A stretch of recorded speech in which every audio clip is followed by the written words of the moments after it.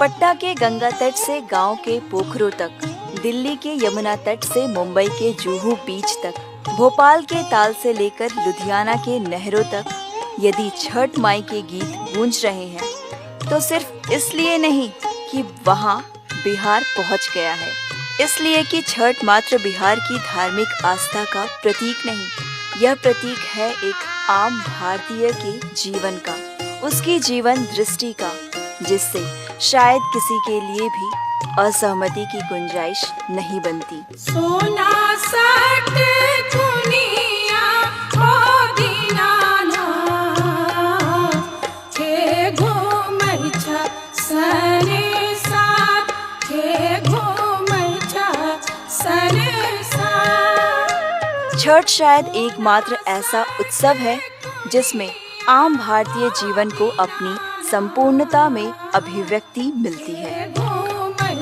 रहन सहन, खान पान, क्राफ्ट, चित्रकला, संगीत, जीवन के जो भी रंग आप सोच सकते हैं, छठ में उसकी अहम भूमिका होती है। छठ में संपूर्ण बिहार को अभिव्यक्ति मिलती है, किसी जाति या धर्म को नहीं।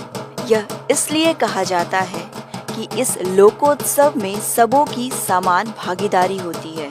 एक समुदाय से सूप आते हैं तो दूसरे से मिट्टी के बर्तन, कहीं से मिट्टी के चूल्हे आते हैं तो मौसमी फलों की आपूर्ति अमूमन मुस्लिमों द्वारा ही की जाती है। कद्दू से लेकर रुई के लाल अरते तक, सूप से लेकर कपूर तक और सिंधा नमक से लेकर सिंदूर तक। छठ व्रत में शायद 100 से भी अधिक सामग्रियों की जरूरत पड़ती है, जिससे कोई लाख कोशिश कर ले, बगैर सामाजिक सहभागिता के उपलब्ध करना संभव नहीं। और सब कुछ चाहे आप खरीद भी लें, दातुन के लिए आम की डंठल लेने आपको पड़ोस के दरवाजे खटखटाने ही होंगे।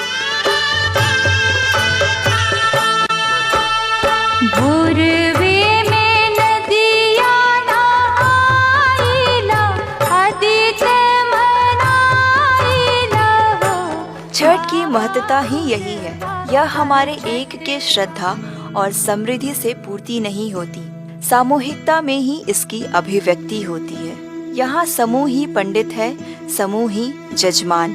यहाँ पूजन विधि कोई पंडित तय नहीं करता, हम तय करते हैं। यह शायद एकमात्र नहीं करता, हम तय करते हैं। यह शायद एकमात्र ऐसा पर्व है जिसे मनाने के लिए न तो किसी मंदिर की जरूरत होती है, न ही पंडित की।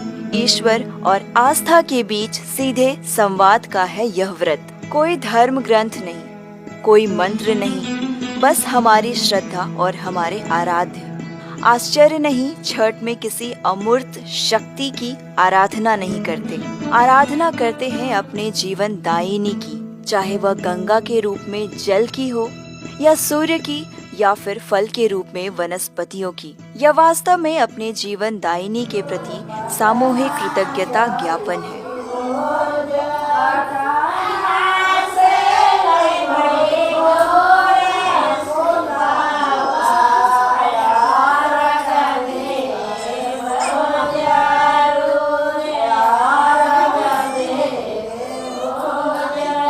दीपावली, दशहरे और होली की तरह यह किसी की जीत, किसी की हार का पर्व नहीं। अपनी परंपरा के अनुरूप अपने कृतज्ञता ज्ञापन की शुरुआत भी अस्ताचलगामी सूर्य के साथ की जाती है। भारतीय जीवन में अपने पूर्वजों को सम्मान देने का प्रतीक है यह। दूसरे दिन उगते हुए सूर्य की आराधना की जाती है। छठ पर्व के अवसर पर सूर्य की आराधना क्यों की जाती है, इसके पीछे कई मान्यताएं हैं, लेकिन महत्वपूर्ण वह नहीं, महत्वपूर्ण यह है कि यह पर्व हमें हमारे सूर्य, हमारी नदियाँ, हमारे पर्यावरण को सम्मान देने के प्रति सचेत करता है। शायद इसलिए इस पर्व में प्लास्टिक जैसे पर्यावरण को हानि पहुंचाने वाले वस्तु का उपयोग वर्जित माना जाता है, जबकि पूजन सामग्री भी पर्यावरण के अनुकूल सूखी लकड़ियों और गोईठे पर ही पकाने की परंपरा है।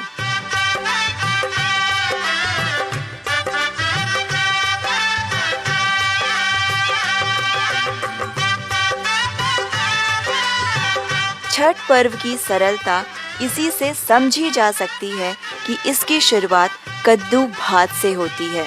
दूसरे दिन रोटी और खीर प्रसाद के रूप में खाई जाती है और भगवान को भेंट स्वरूप घर में बने पकवान के अतिरिक्त पानी वाले सिंघाड़े और ईख जैसे सामान्य फल ही नहीं, सुथनी जैसे सर्वहारा माने जाने वाले उत्पाद भी रखे जाते हैं।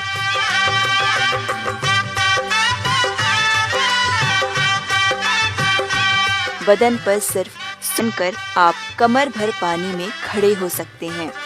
वाकई अद्भुत है यह पर्व। शायद इसलिए सूर्य को धन्यवाद ज्ञापित करने के इस अवसर को अब एक राष्ट्रीय स्वीकृति मिल रही है। सुखद है समय के साथ जहां हर एक परंपरा कमजोर पड़ती जा रही है या बाजार के आतंक से प्रभावित होती जा रही है। तमाम झंझावातों के बावजूद छठ की परंपरा और पवित्रता अक्षुण्ण बनी हुई है। विश्वास है जब तक जीवन है, सूर्य है, यही अक्षुण्णता कायम भी रहेगी।